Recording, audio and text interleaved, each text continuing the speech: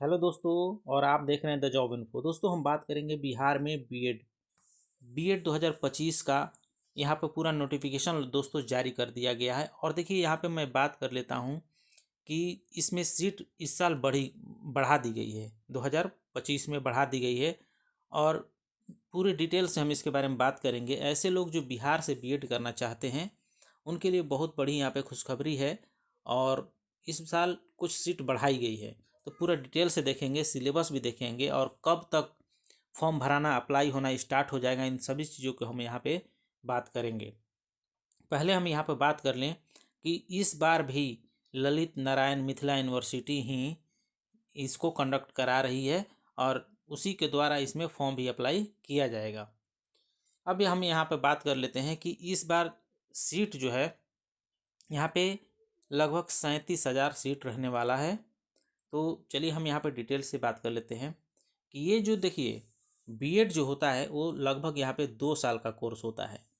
और ऐसे लोग जो पोस्ट ग्रेजुएट हैं या वो बीटेक किए हुए हैं जिनकी 4 साल की डिग्री है, तो यहाँ पे 2026 यानी कि अगले साल से वो 1 साल का उनका बीएड रहेगा। ऐसे लोग जो 2025 में बीएड करना चाहते हैं और 3 साल का उनका कोर्स है या 4 साल का उनका कोर्स है, कोई भी ग्रेजुएशन आप किए हुए हैं या पोस्ट ग्रेजुएट हैं, तो 2 साल का ही बीएड 2025 में यहाँ पे लागू है। 2026 से ये बदल जाएगा नियम।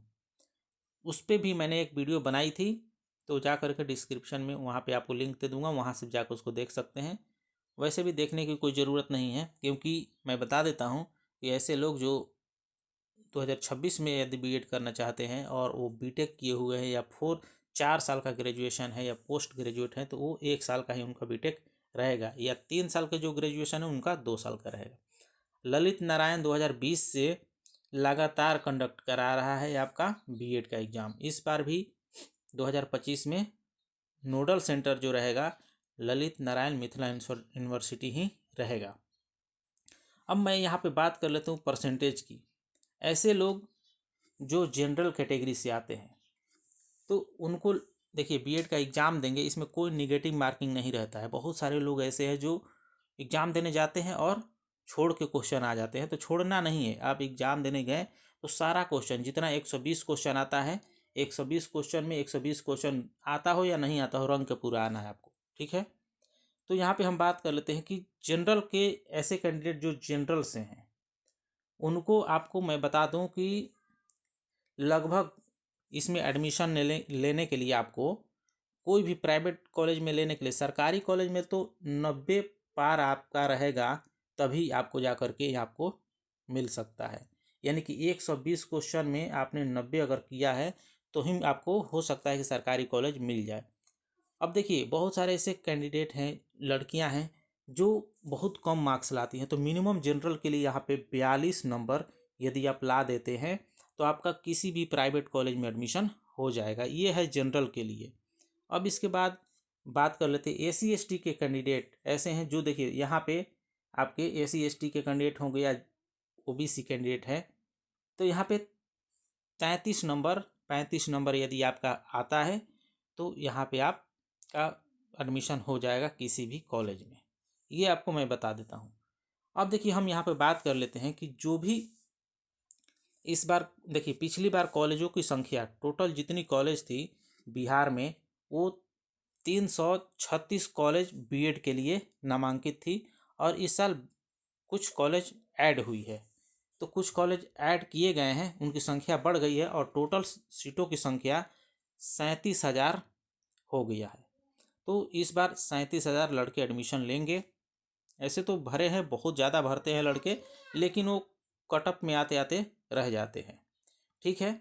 और देखिए क्वेश्चन क्या क्या पूछा जाता है, किस तरीके का क्वेश्चन आते हैं। प्रीवियस ईयर 5 साल का या 2 साल का भी आप क्वेश्चन लगा लेते हैं तो अमूमन आप कटअप पार कर जाएंगे, आपका एडमिशन कहीं ना कहीं हो जाएगा। जो तेज लड़के हैं उनकी बात ही कुछ और है।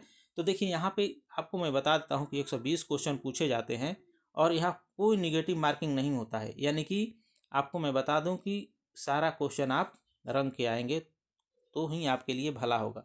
देखिए यहाँ पे जनरल अवेयरनेस जिसमें आपको जीके रहेगा, जीके यहाँ पे 40 क्वेश्चन पूछे जाते हैं। हिस्ट्री, सिविक्स, ज्योग्राफी रहेगा, इन्वायरमेंट से क्वेश्चन रहेगा। और देखिए लर्निंग, टीचिंग लर्निंग जो होता है एडवांसमेंट से, जो स्कूल में कैसे बच्चों को पढ़ाया जाता है उससे क्वेश्चन यहाँ पे 25 क्वेश्चन रहते हैं।